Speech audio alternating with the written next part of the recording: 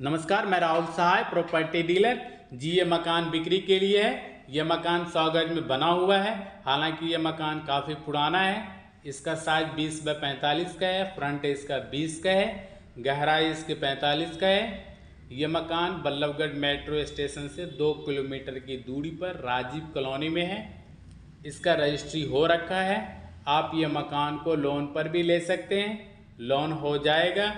और ऐसे प्लॉट, मकान, दुकान खरीदने व बेचने के लिए दिए गए स्क्रीन पर जो नंबर है उस पर कॉल करें। साथ ही मेरे चैनल को सब्सक्राइब करें, बेल आइकन दबाना ना भूलें। धन्यवाद।